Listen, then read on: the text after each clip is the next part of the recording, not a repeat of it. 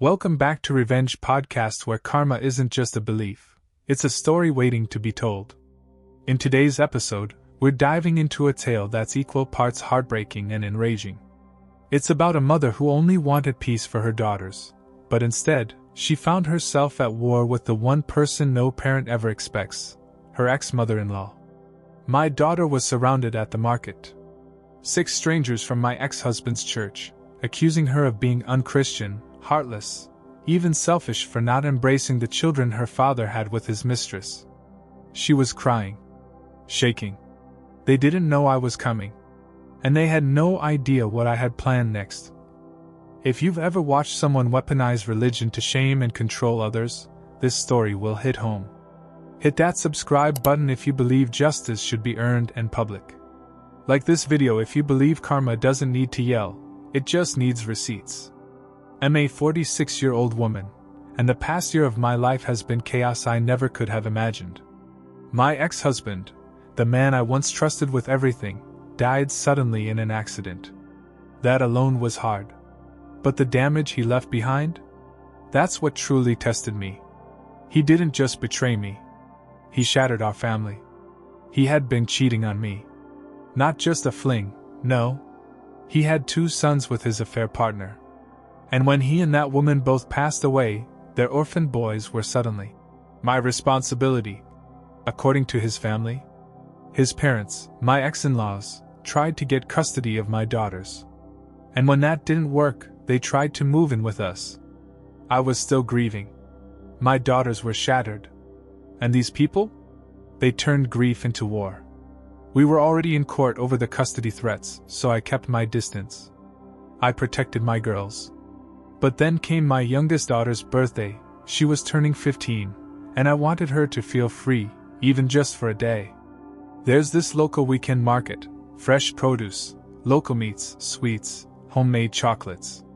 It's beautiful. I gave her a budget and told her, "Get whatever you want, baby." It was supposed to be her day. An hour later, I got the call. Her voice was trembling. "Mom, there are women yelling at me. I don't know them, they're saying I'm going to hell." My heart dropped. My oldest and I ran. We found her cornered, 6 older women, towering over her. They were screaming, shaming her for refusing to be a good sister, for abandoning her poor baby brothers, for disrespecting her grandparents. Let me be clear, these were church women, friends of my ex-mother-in-law. They accused my 15-year-old of being unchristian, of turning her back on family. These were the same people who had never shown my girls kindness. They just blindly believed the sob story my ex-mil fed them. I stepped between them. My oldest daughter took her sister and went to pay for her things. I stood my ground. The women turned on me, called me defiant, ungodly. One of them had the audacity to say I was the reason my ex died, that if I had been a proper Christian wife, he wouldn't have cheated. My blood boiled. But I didn't yell. I didn't scream. I let them finish. And then we were all kicked out of the market for causing a disturbance. The 6 of them followed me to my car, still talking, still judging. That night, when my daughters were asleep, I went online to speak with a man I knew from that same church, someone who still had a bit of sense. I told him what happened. He apologized, but also told me something disturbing. My ex-mother-in-law had posted a long, dramatic Facebook post in their church group. She painted us as heartless monsters. Said we were leaving her and her husband homeless and destitute, and that my daughters refused to acknowledge their baby brothers. She even claimed the affair partner was our surrogate, that I couldn't have more kids and rejected the boys because they were boys. I was disgusted. Absolutely sick.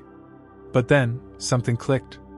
That church, as outdated and problematic as it is, has one big rule they don't bend: no cheating. Ever. Doesn't matter if you're male or female. Adultery is a sin they do not excuse. And that was her weak spot. She was covering for her son's infidelity by rewriting history. And lucky for me, I had evidence. You see, I was in the middle of divorcing my ex when he passed away. And because the divorce wasn't finalized, I had no legal restrictions on the personal evidence I kept: texts, emails, even photos. So, the next morning I got to work. I went to a print shop and spent real money, high-quality paper, to print everything. Photos of my ex with his affair partner. Their text conversations. Messages between him and his parents admitting the cheating. Emails from my ex-MIL calling my daughters bastards. Messages blaming my girls for their dad's death. And every single line of abuse they had ever sent. I compiled all of it into beautifully decorated binders, designed to look like the church's prayer books. The front cover? Blank white, just like the hymn packets. But the first page inside? A full photo of my ex making out with his affair partner in our living room. Below that photo? The love story of ex-husband's name and affair partner's name. I labeled each binder by topic. The truth about the affair. How they treated my girls. Messages they don't want you to see. On Sunday morning, before service, I dropped them off, right on the church's hymn table, where people grabbed their songbooks. I didn't even stay. Within hours, my phone was buzzing. Apparently, the gossip mill exploded. People were outraged. Facebook comments got vicious. Some of the language was so wild the pastor had to step in just to tone things down. And ironically, even those who still judged me for divorcing were like, "Well, it's understandable, after what he did." One message actually said, "You strayed from the light, but your pain makes sense. He and his Jezebel, they're beyond saving." Let's just say, that church has very colorful words for mistresses. I received 2 handwritten apology letters, one for each of my daughters. And even an invitation to return to the church for healing. But as for my ex-in-laws, they were shunned. My ex-mother-in-law made this pitiful Facebook post about how the elderly are abandoned, and how her wonderful son would have protected her if he were still alive. Sure. With what income? I was the one with a job. He left nothing but lies. She wanted to play victim. I let her play it in front of an audience. Then I handed that audience the truth. In the end, silence wasn't strength, evidence was. There's a line between forgiveness and justice. My daughters deserve better. And I gave them that. I didn't scream. I didn't beg. I just told the truth, where it would hurt the most. If you've ever had someone twist your story to paint themselves the victim, drop a fire in the comments. Subscribe for more true revenge stories where justice isn't just poetic, it's personal. And hey, keep your receipts. You never know when karma might need help. Next, 6 years of karma. He lied, cost me thousands, and walked away like nothing happened. So I waited. For 6 years. And when the day came, I sent him a gift that tore his world apart, one bouquet at a time. If you've ever been burned by someone in power, someone who thought they could get away with it, you're going to love this story. Hit that subscribe button, like the video, and drop a comment if you've ever dreamed of delivering poetic justice. Let's dive into this long game of revenge. Buying a house should be one of the proudest, most exciting achievements of your life. For me, it was the reward for a decade of relentless work. I had scrimped, saved, and sacrificed for 10 whole years. No fancy vacations. No reckless spending. Just a quiet, determined mission to own a place I could call mine. So when I finally bought that cozy little property 7 years ago, I was beyond proud. It wasn't extravagant, but it was perfect. Peaceful block, charming neighborhood, and most importantly, freehold title. I made sure of it.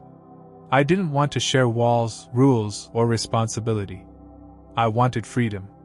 The real estate agent, a smug local with that too slick for his own good attitude, assured me repeatedly, this property was a freehold title. His listings said it. His emails said it. My lawyer even confirmed it, based on the documentation they gave us. I felt confident. Secure. Like I had won. Until 5 months later. It started with a knock on my door from the neighbor's landlord. He wanted to discuss our shared Strata insurance. Strata? I blinked. That couldn't be right. I had specifically avoided Strata. So I asked for the insurance policy. And when I saw the title, clear as day, my stomach dropped. It was Strata, not Freehold. My dream of true independence? Gone. I contacted my lawyer immediately. He was as shocked as I was. Somehow, in a mess of misleading documents and half-truths, we'd been duped. And that real estate agent? He refused to take responsibility. I met with him face to face, hoping for accountability. I brought printouts, email threads, even his original listings. His response? A smug grin, a shrug, and a $1,000 hush offer to make it go away. I declined. Not just because it was insulting, but because I saw what kind of man he was: slippery, manipulative, arrogant. I was furious. But more than that, I was patient. And revenge is best served ice cold. Fire the plan begins, patience is power. The mediator who handled our brief legal talks advised me to pursue him in court. I had a solid case. But I was burned out, struggling with my health, and I didn't have the bandwidth for a drawn-out legal battle. So instead, I did what I do best: I waited. I started doing some digging. His social media wasn't private, rookie mistake. I found posts from a boys on tour trip abroad just a few months after I bought the house. He looked happy, carefree, proud of himself. I also found his home address through public business registration records. And then I struck gold, the exact date I signed my purchase agreement. That would become our special day. Wrap gift operation L, the slow burn. 1 year after the sale, on the exact anniversary, I sent flowers to his house. The card read, "Dear M, remembering you on this, our special day. She has your eyes. Love, L." It was subtle, vague, untraceable, but oh so unsettling. For the next 6 years, like clockwork, I sent similar arrangements. Every year, same date. Different florist. Always anonymous. Always cryptic. Sometimes the card said, "Our daughter turned 5 today. She still asks about you. Love always, L." Or, "Can't stop thinking about our time in Spain. Hope you're doing well. Love, L." I even arranged postcards, postmarked from the same country he visited on that boys on tour trip, just to twist the knife deeper. Exploding head, the unraveling. 3 weeks ago, a mutual acquaintance told me something that made me freeze in place. The agent? He was no longer working, no longer married, and no longer living in that house. Why? Because his wife had finally put the pieces together. Those cryptic flower deliveries, year after year, same date, same mysterious L. She asked questions, and when she did, he panicked. That date just happened to match the time frame when he actually cheated on her years before. What I didn't know, but fate did, was that the year before I bought my home, he had returned from that boys' trip with an STD. One he passed to his wife. Somehow, he had talked his way out of it at the time. But my flowers reopened those wounds. Eventually, under pressure, he admitted to the affair. His marriage? Over. His reputation? Destroyed. His career in real estate? Done. He lost the house, his wife, half his savings, and even his business. All from a whisper of suspicion, a seed I planted 6 years earlier with a $40 bouquet and a little imagination. Do I feel guilty? A little. I didn't intend for all of that to happen. I didn't know about the STD or how fragile his marriage really was. But then I remember that first meeting, his smug face, his dismissiveness, the way he acted like I was just another fool he could walk over. And I remember how hard I worked. How excited I was to build my life, only to discover that my dream had been built on a lie. He sold me a fantasy. I returned the favor with one of my own. A storybook affair. A lost child. and a mystery that slowly unraveled his reality. Sometimes karma doesn't knock. Sometimes it sends flowers. Justice doesn't always need a courtroom. Sometimes it just needs a patient heart and the perfect timing. Because while deception might win the moment, integrity wins the war. And oh, what a war this turned out to be. If you enjoyed this slow burn tale of revenge, be sure to like the video and subscribe for more stories that prove karma is real. And tell me in the comments, what's the most satisfying revenge you've ever seen? I read every one. Until next time, stay petty, but patient.